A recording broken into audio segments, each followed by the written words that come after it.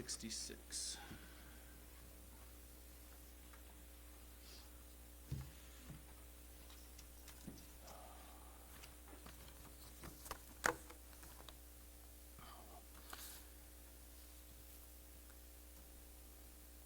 Got the hayride this Saturday. What time are we meeting at the church? Does anybody know? 4:30. Meet at the church at 4:30 this Saturday. And the ladies have their get-together at 6 on Friday. And just a reminder, no Sunday afternoon service on the 25th. All right. Okay, we looked at one prophecy last week. It's been fulfilled from the church age, a prophecy from the church age fulfilled from the Old Testament, fulfilled in the church age. We looked at Genesis chapter 9. We traced that out with the geography and the verses to prove it. Some of those tribes and families went north. We found those. Some of them went south. We nailed that down pretty clearly. And then Shem spread out everywhere, but Shem stayed in the land of Israel and then traveled east and mixed in and blended with the other tribes east. And then Japheth dwelled in the tents of Shem. So if you want to look that online, that was last week. Prophecy on Wednesday night. And then tonight we're going to look at some more prophecies that concern the nation of Israel. So look at Isaiah 66. Isaiah 66. And look in verse 5. Isaiah 66, 5. It says, "Hear the word of the Lord, ye that tremble at his word.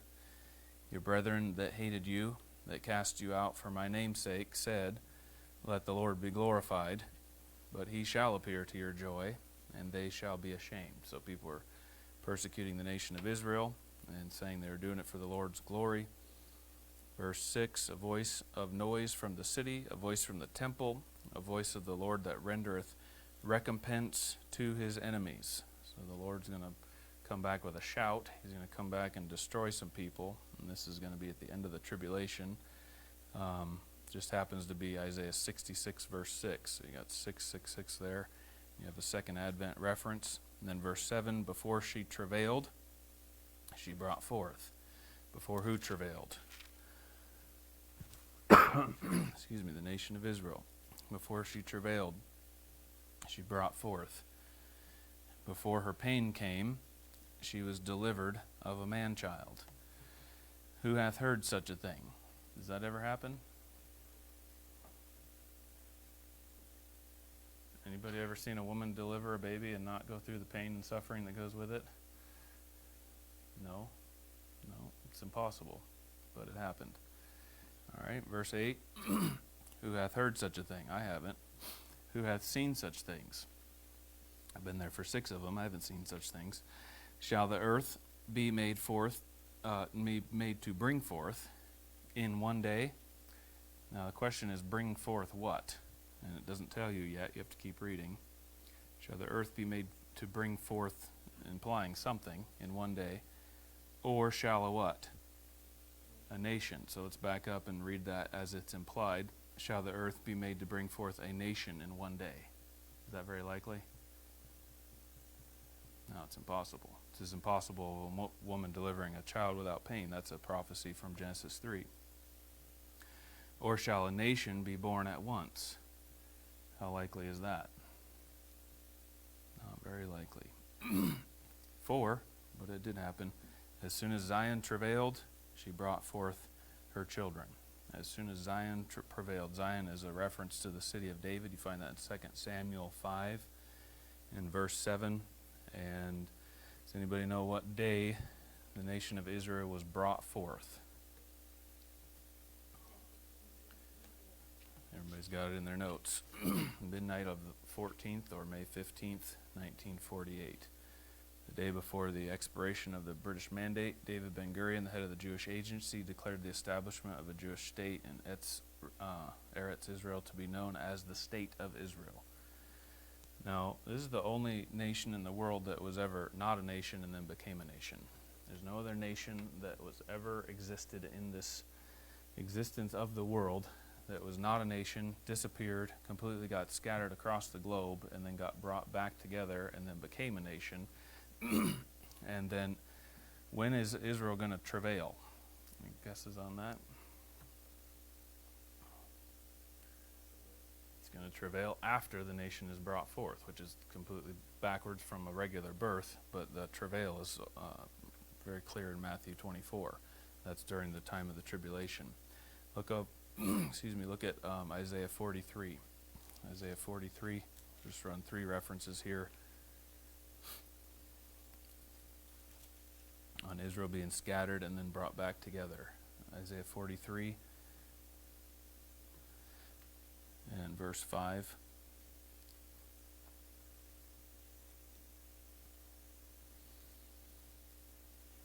Well, let's start in 3, make sure we get the whole context. For I am the Lord thy God, the Holy One of Israel, thy Savior. I gave Egypt for thy ransom, Ethiopia and Seba for thee. Since thou wast precious in my sight, thou hast been honorable, and I have loved thee. Therefore will I give men for thee, and people for thy life. So he's trading other nations for them and other people's lives. Verse 5, Fear not, for I am with thee. I will bring thy seed from the east, and gather thee from the west. I will say to the north, Give up, and to the south, Keep not back. Bring my sons from far, and my daughters from the ends of the earth. Even every one that is called by my name, for I have created him. For my glory I have formed him, yea, I have made him. Bring forth the blind people that have eyes, and the deaf that have ears. And then verse 9, this is our next prophecy, but we'll just read it since we're here. Let all the nations be gathered together, and let the people be assembled. Who among them can declare this? Now you see they put a paragraph mark at verse 8 because we switched gears. We're talking about Israel being brought from the 4 cardinal directions, and then in verse 8 and 9 it says it's a different topic. Let the nations be gathered together, and let the people be assembled. Who among them can declare this, and show us former things? Let them bring forth their witnesses, that they may be justified, or let them hear and say, It is the truth. So the next prophecy we'll get to in just a minute is the Lord's going to establish and assemble the nations, and he's already done that. It's called the United Nations, and they gather in a general assembly. I'll read you that in just a minute. Let's look at Jeremiah 31. Jeremiah 31.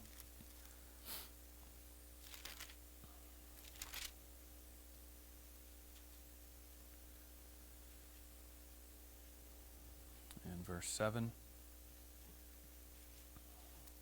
Jeremiah 31 and verse 7. For thus saith the Lord, Sing with gladness for Jacob, and shout among the chief of the nations. Publish ye, praise ye, and say, O Lord, save thy people, the remnant of Israel.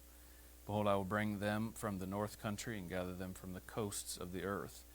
And with them the blind and the lame, the woman with child, and her that travaileth with child together. A great company shall return thither. They shall come with weeping, and with supplications will I lead them. I will cause them to walk by the rivers of waters in a straight way. What does that imply they're not doing today? Not walking in a straight way today. And if, in the words of a dad, you'd better straighten up. And they're not going to straighten up, but they're going to be gathered together, and then the Lord will get them straightened out on his timetable. Wherein, and when they do walk in a straight way, wherein they shall not stumble, for I am a father to Israel, and Ephraim is my firstborn. So in the Old Testament, the nation of Israel is God's firstborn. One more, Ezekiel 36. Ezekiel 36.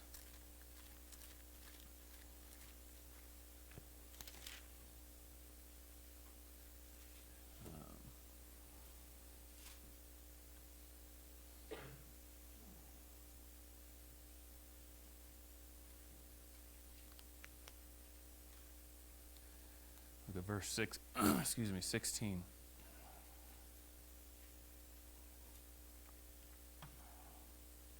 Ezekiel 36:16. Moreover, the word of the Lord came unto me, saying, Son of man, when the house of Israel dwelt in their own land, they defiled it. Why did they get kicked out of their land?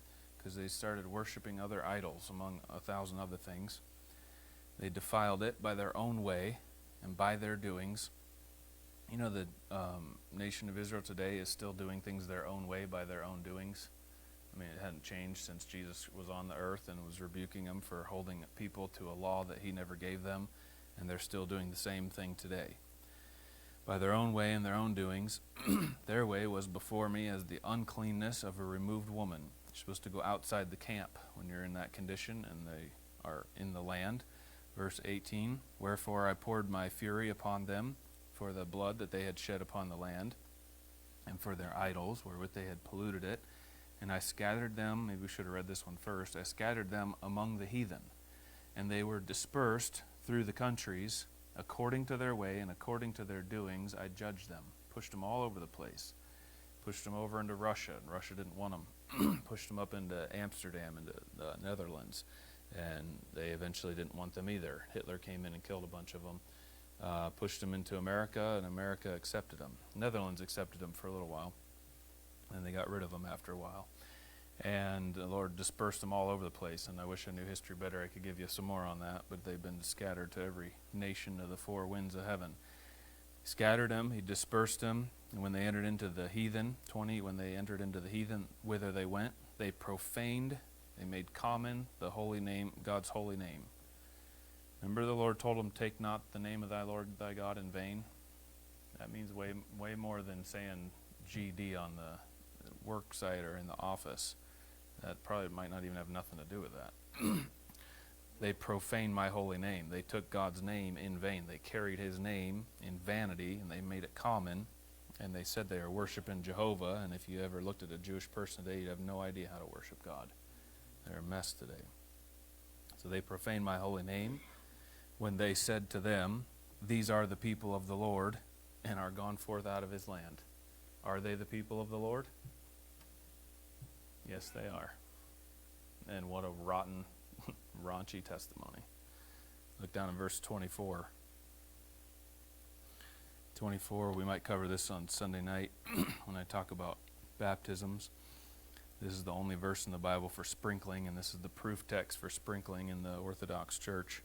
Verse 24, for I will take you from among the heathen and gather you out of all countries, and will bring you into your own land. Then, 25, will I sprinkle clean water upon you. What does the water, well, I'll cover that with I get to baptism. Water pictures blood, but I'll give you the references on Sunday. I shall sprinkle clean water upon you, and ye shall be clean from all your filthiness, and from all your idols will I cleanse you. That was the problem, is the idolatry. A new heart also will I give you, and a new spirit will I put within you. And I will take away the stony heart out of your flesh, and I will give you an heart of flesh, and I will put my spirit within you, so they don't have it today, and cause you to walk in my statutes, and ye shall keep my judgments and do them. And 28, ye shall dwell in the land that I gave to your fathers. That was an everlasting covenant he made with Abraham. It was an everlasting covenant he made with David. It was a conditional covenant he gave to Solomon. So David's going to have to be resurrected and restored in order for that thing to come true. That I gave to your fathers, and ye shall be my people, and I will be your God, and I will also save you from your uncleanness, and I will call for the corn, and will increase it, and lay no famine upon you. You say, now what's the prophecy that's being fulfilled today? The people are being regathered to that land. I keep this copy of a Schofield Bible in my office, not because it's a Schofield only, but because the copyright here is 1917, and I believe that was the first printing of Schofield's Bible. If anybody has a Schofield, do you have an earlier date in the copyright? This one only has one date, so I'm assuming that's the first one. Should have like a printing date and then the original edition.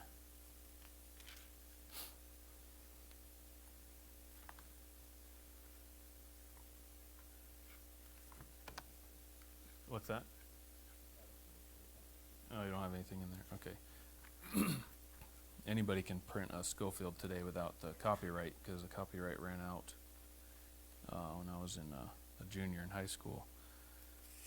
Okay, look at, we don't have to turn there, but I'm going to read you a note from Schofield in Leviticus 16. And I just like it to read it out of this copy because he wrote this in 1917 or prior, before it got published. C.I. Schofield said this on Leviticus 16, talking about the atonement of the nation of Israel and sprinkling the blood. Note number 2 on page 148. Dispensationally for Israel, this is yet future. The high priest is still in the holiest. When he comes out to his ancient people, they will be converted and restored. He gives 3 references there. Meantime, believers of this dispensation as priests enter into the holiest where he is. Ezekiel 34:28. I'll read you a note from there. Now, this was not a popular belief when C.I. Schofield put this together. In fact, many commentators said Israel would never be restored. Ezekiel 34. Let's see. Verse 28, and they shall no more be a prey to the heathen, neither shall the beast of the land devour them, but they shall dwell safely, and none shall make them afraid. On that verse, he has this note. The whole passage speaks of a restoration yet future for the remnant, which returned after the 70 years, and their posterity were continually under the Gentile yoke until, in AD 70, they were finally driven from the land into a dispersion which still continues. And then his next note says a beautiful order is discernible in this and the succeeding prophecies. Number 1, restoration of the land. Verse 36, Ezekiel 36, 1 through 15. That's the section we just read in Ezekiel 36, or right before it. Of the people, verses 16 to 37. Judgment on Israel's enemies, chapter 38. And afterward follows that which concerns the worship of Jehovah, that he may dwell amongst his people. One more in Romans 11.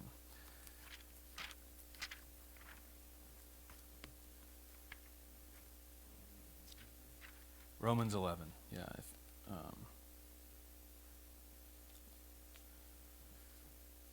Romans 11, he has a note on verse 26, so I'll read 25 and 26.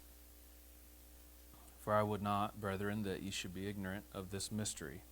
So of the mysteries in the Bible, preachers told to be diligent and faithful to give those mysteries.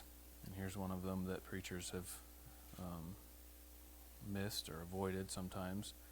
For I would not, brethren, that you should be ignorant of this mystery, lest you should be wise in your own conceits. Self-conceited people miss this mystery. That blindness, in part, has happened to Israel. It's a blindness, but it's a partial blindness. It's a blindness like the Apostle Paul's blindness. Remember him complaining about having thorns in his eyes? Having a thorn in his flesh. And then you run the cross-reference, and it says, these shall be thorns in your eyes. And you run the references and find out that Paul wrote such a large letter unto them, and it's one of the shortest letters he wrote. He's talking about the size of the letter is pretty large because he can't see, and he says in that same letter he wrote it with his own hand. So Paul has a blindness in part, and Paul matches the nation of Israel in some particular characteristics of his life. That blindness in part has happened to Israel until the fullness of the Gentiles be come in. Here's Schofield's note on verse 25. This fullness of the Gentiles is the completion of the purpose of God in this age. The outcalling from among the Gentiles of a people for Christ's name, the church which is his body, reference, it must be distinguished from the times of the Gentiles. All right, now verse 26. And so all Israel shall be saved, as it is written, there shall come out of Zion the deliverer, and shall turn away ungodliness from Jacob. And here's his note on Jacob. Summary. Israel, so named the grandson of Abraham, was chosen for a fourfold mission: to witness the unity of God in the midst of universal idolatry, to illustrate to the nations the blessedness of serving the true God, to produce, to receive, preserve, and transmit the Scriptures, to produce as his humanity the Messiah, and then this one that we're looking at tonight. According to the prophets, Israel, regathered from all nations, restored to her own land, and converted, is yet to have her greatest earthly exaltation and glory. Now this has about 30 references listed here. If somebody wants the notes, it's page 1206 in Schofield in the New Testament. I guess that's the whole thing, page 1206 in the Schofield Bible, that Israel will be restored to her land. And Schofield foresaw that in 1917, so what's he, 30 years ahead of his day for the date in May 1948. All right, so Israel will be restored to the land. That's happening in the church age right now, and their dispersion is being undone, and then it'll be completed either right before the tribulation or maybe during the tribulation. Look at Ezekiel 44. We'll get to another one. Ezekiel 44. Prophecies fulfilled from the Old Testament that are fulfilled in the church age.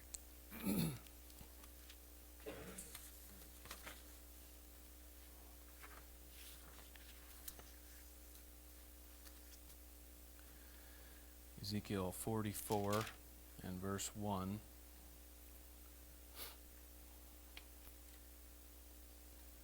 And Ezekiel 40 to 48, you get 9 chapters from 40 to 48.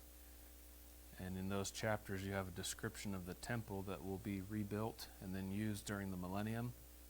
And here's a reference to the walls of the city in Ezekiel 44. It says, "Then he brought me back the way of the gate of the outward sanctuary, which looketh toward the east, and it was shut. Then said the Lord unto me, This gate shall be shut, it shall not be opened, and no man shall enter by it, because the Lord, the God of Israel, hath entered in by it. Therefore it shall be shut. It is for the prince. It is for the prince. The prince he shall sit in it to eat bread before the Lord. He shall enter by the way of the porch of that gate, and shall go out by the way of the same." Is anybody familiar with the Eastern Gate in Israel? Anybody? A couple of you? All right. So Ezekiel gets this vision that this Eastern Gate is going to be shut and nobody's going to open it. And the gate was shut a couple of times. It was shut in for the... Oh, I got the wrong thing here.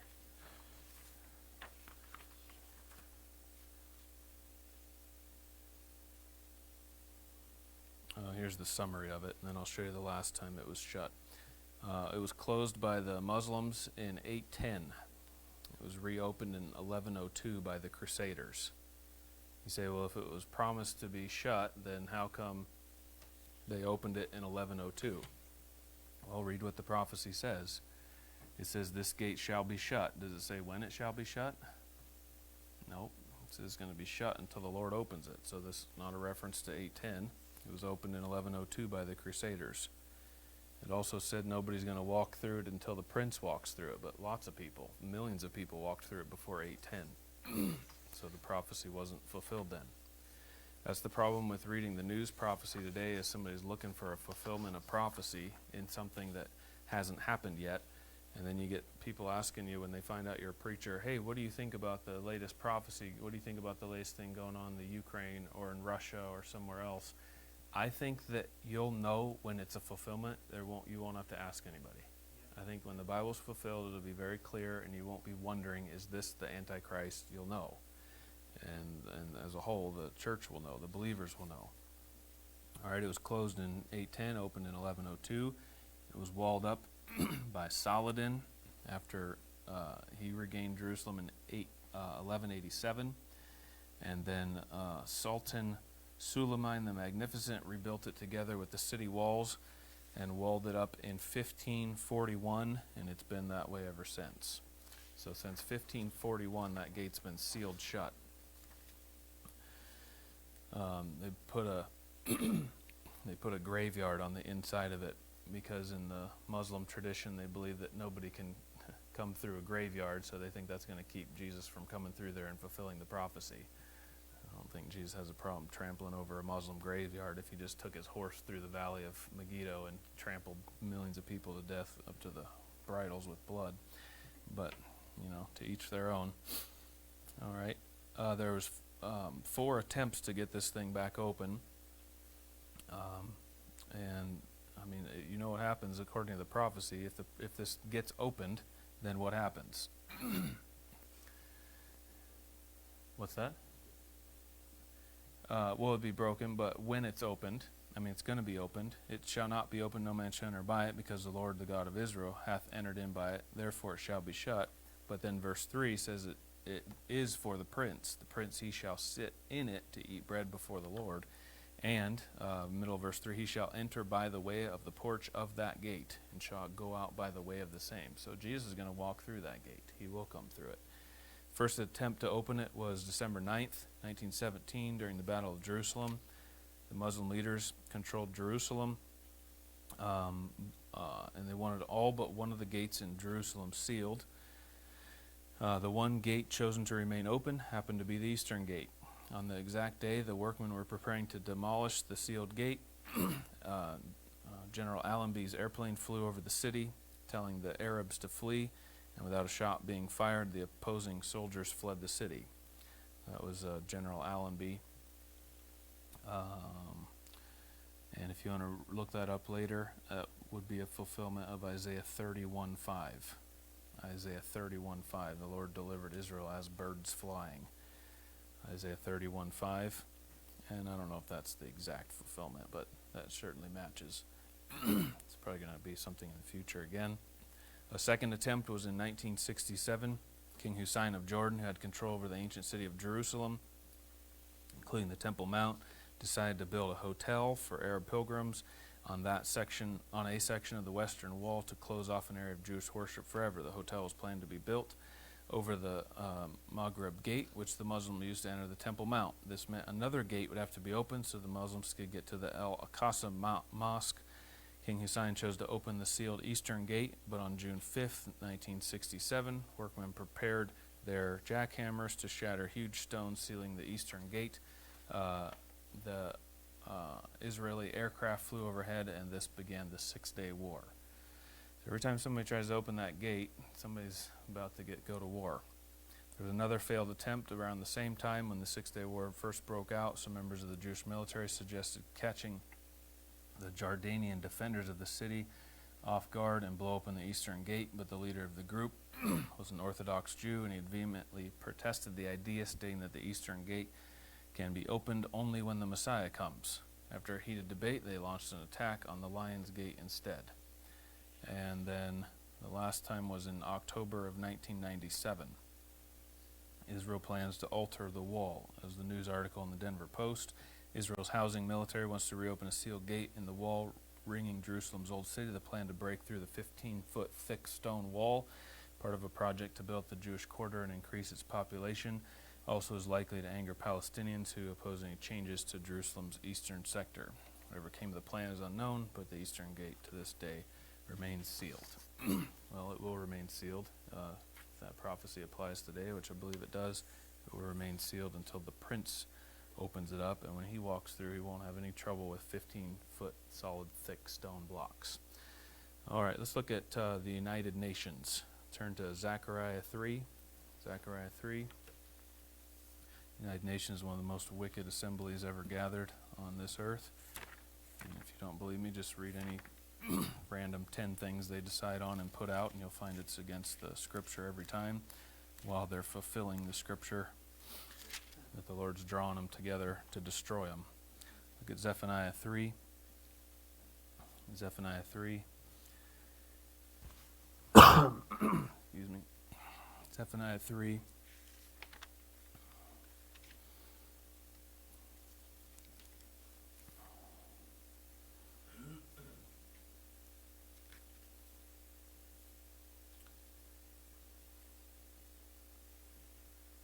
Zephaniah 3 and verse 8. Sorry, I was looking for my other notes here. Got it. Zephaniah 3:8. Therefore wait ye upon me, saith the Lord, until the day that I rise up to the prey.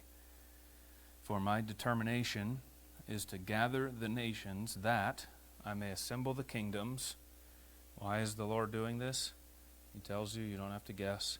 To pour upon them mine indignation, even all my fierce anger, for all the earth shall be devoured with the fire of my jealousy. Now, the General Assembly of the United Nations is just a precursor of the military forces that are going to be gathered together. But when they gather together, the Lord's going to pour upon them his fierce anger and his indignation, for all the earth shall be devoured with the fire of my jealousy. That sounds like the tribulation for sure. Verse 9, for then will I turn to the people a pure language, that they may all call upon the name of the Lord to serve him with one consent. The Lord's going to undo what he did at the Tower of Babel, but he has to destroy the United Nations imitation Tower of Babel today first. Go to Joel 3. Hosea, Joel, Amos, Obadiah. Just back a couple books. Go to Joel 3.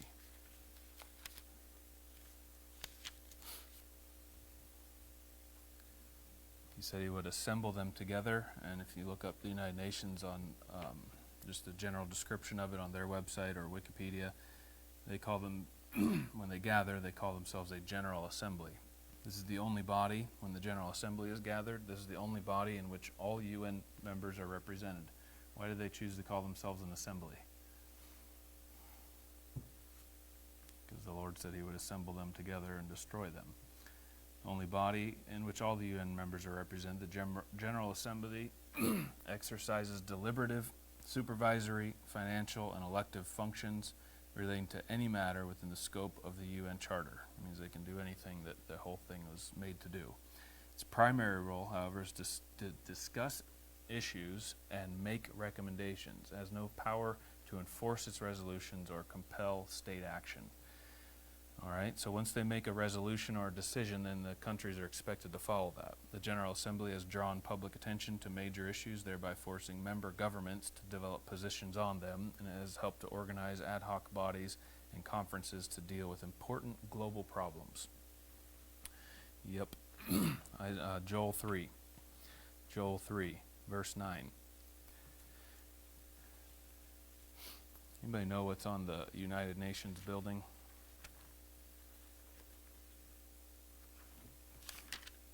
Anybody know the scripture verse on the UN building?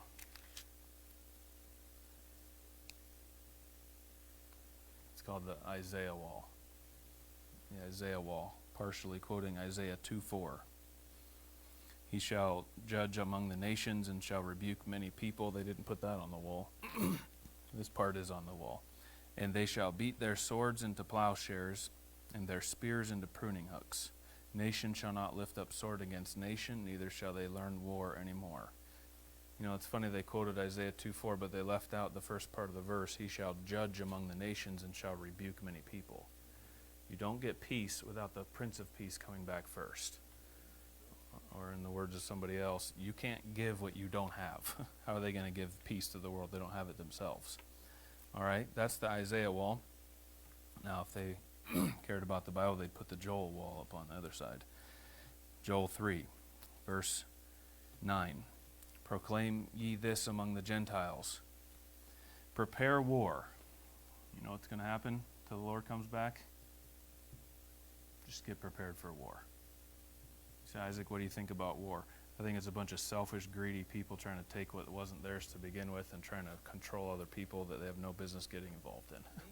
That's what I think war is, all over this country. United Nations, the United States has its military powers in all these different places so that they can do what?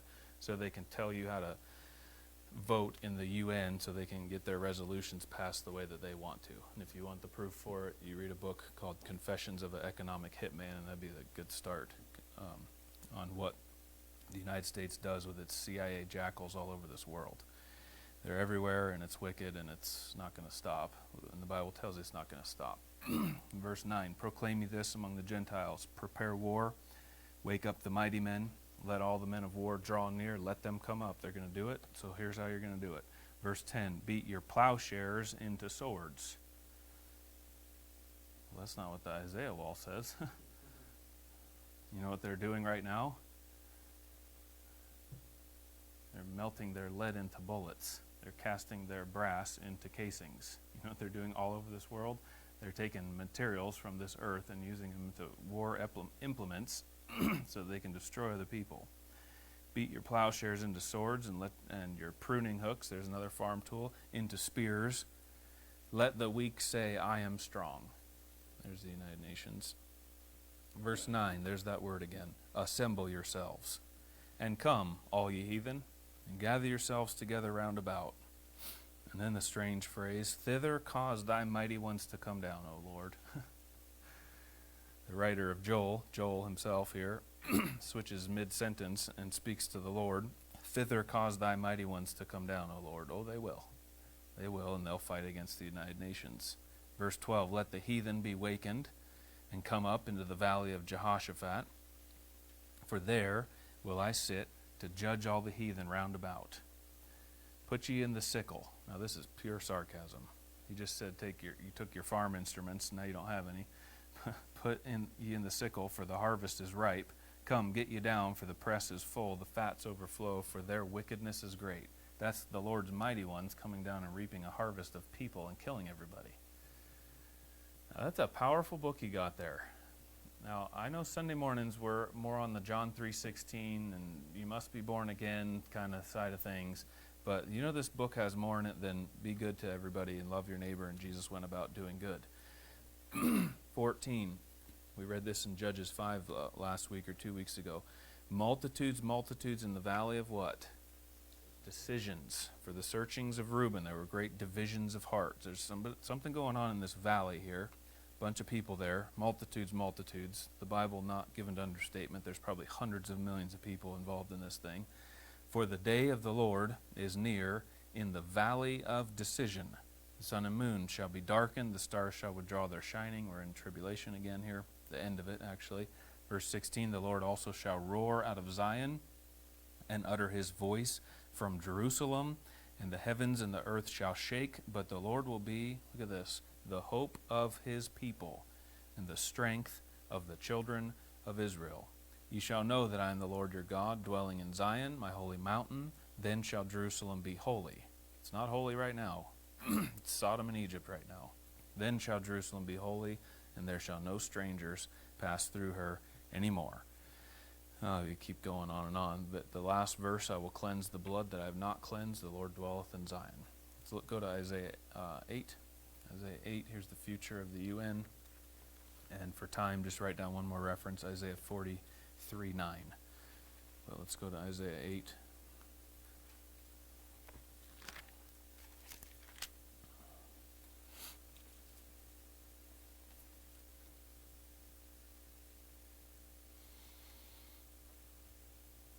This is my verse for the Pastors Association in Hardin when they wanted me to join their association. I gave them Isaiah 8:9. Associate yourselves, O ye people, and ye shall be broken in pieces. Now, I could probably get along with people a little better. But I just couldn't understand how me and the Catholic priest and the liberal Lutheran and then the other Baptist in town, I just couldn't figure out how we were all going to get along on anything. Now if I had more wisdom, if I was 40 and went through it again, I'd probably do it a little different. I'm kicking myself to this day for not accepting an opportunity to preach in the Catholic Church. Now, I didn't know that I would have that opportunity until after I turned it down. But if I had gone to their first meeting, they said later, they told me, well, usually at the first meeting, the newest guy preaches the message. And I've been kicking myself ever since because I would have loved to preach in a Catholic church one time on them asking me. But this was the verse that I used at the time. Associate yourselves, O ye people, and ye shall be broken in pieces, and give ear. Now, that's not exactly a pastoral committee here, but give ear, all ye far countries. Gird yourselves, and ye shall be broken in pieces. Gird yourselves, and ye shall be broken in pieces. I wonder why the Lord repeats stuff twice. Isn't it funny, the stuff the Lord repeats twice nobody else even talks about? Take counsel together, and it shall come to naught. Speak the word, and it shall not stand, for God is with us. In the Hebrew, that's Emmanuel, God with us. For God is with us. That was in verse 8. All right? All right. One more prophecy here we have time for. Turn to Daniel 12. This is a quick one. Daniel 12. Certainly this was fulfilled in the church age. Fulfilled in our great grandparents' lifetime, I would say.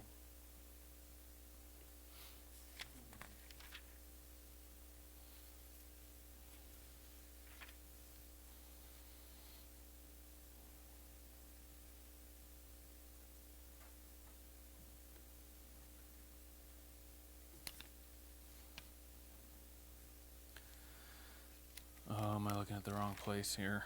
I just threw this one in at the last minute because I thought of it.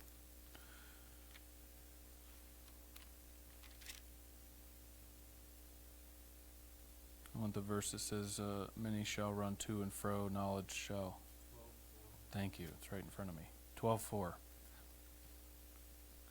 12:4. But thou, O Daniel, shut up the words and seal the book, even to the time of the end. And then it's explained with this statement after the colon, many shall run to and fro. Now, I want you to remember tomorrow morning when you read your Bible that words mean something. Okay? You kind of read through your Bible. I do the same thing. I read through my Bible and I'm like, okay, yeah, that's generally true. Men shall run to and fro. Okay. But let's read this as if the writer of it meant it expressly, uniquely, something significant about this, something exceptional from every other event going on in history. Men shall run to and fro. Can you imagine if the prophet Daniel, in his time, sitting in Babylon's kingdom, pretty much the center of everything at his time, can you imagine if he was lifted up from his place, taken ahead of time, and then he was able to see what goes on in America, in Europe, in Russia, in China, just on a daily basis? See, if he was able to see, you ever see those commercials and they show the telephone lines connecting everywhere and the little lights zipping through the wires, or they show the planes that are landing in every city? Now, if you want to have an example of the Bible not given to overstatement, here's one of the greatest statements in the Bible. Men shall run to and fro. Remember, didn't the devil say, the Lord said to the devil, where have you been? He said, I've been going to and fro in the earth, walking up and down in it. That's the devil traveling all over the earth at the speed of light, or whatever speed he's capable of, being in any place that he wants to, as fast as he wants to be there. I don't know that he's able to be in multiple places at once, unless he is able to manifest himself in the demons, and then he's in multiple places. That's another study. But the only other reference to and fro is the devil being all over the place. And men run to and fro, at the speed of 700 miles an hour every day for the last, 100 years on this earth? What are we at, 20? No, it'd be later than that. Since the 50s, for sure. Men shall run to and fro, and then this phrase here at the end of 4, and knowledge shall be increased. Knowledge shall be increased. You know that there's more technology in your cell phone in your pocket than the entirety of the technology on the shuttle that was sent to the moon? Talk about knowledge being increased. They're working on quantum computers now. If they develop quantum computing, which all they have are models for it right now. I can't really fully understand it, but the way they process quantum computing now is on the theory that it works. And so they have computers that emulate it as if it worked. If it actually worked, it'd be incredibly fast.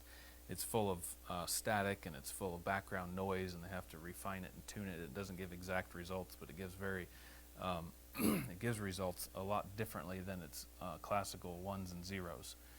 And I suppose in a couple years they'll have that perfected, and then in another 10 years you'll say, oh yeah, quantum computing? Yep.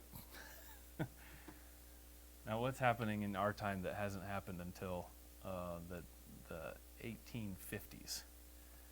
You've got a doubling of technology every year, and they call that, whose law is that? I should have looked that up. If my brain was working today, I wouldn't have had to look it up. Anyways, the technology doubles every year, and knowledge shall be increased. Now, how did the Lord know that? Because the Lord knows the end from the beginning. All right? So we've covered quite a bit of things here. We've covered Old Testament prophecies that were fulfilled in the Old Testament. So far, that's been my favorite because it was kind of a new or unique study to me. We studied Old Testament prophecies fulfilled in the church age. We studied New Testament prophecies fulfilled in the church age. And the next time we're going to look at prophecies that have yet to be fulfilled. I think I've established firm enough foundation to show you that the prophecies in the Bible have been fulfilled. Now we're going to look at some that have not been fulfilled and get into the time of the rapture, the tribulation, and the second advent. All right, so we'll begin looking at those next Wednesday. All right.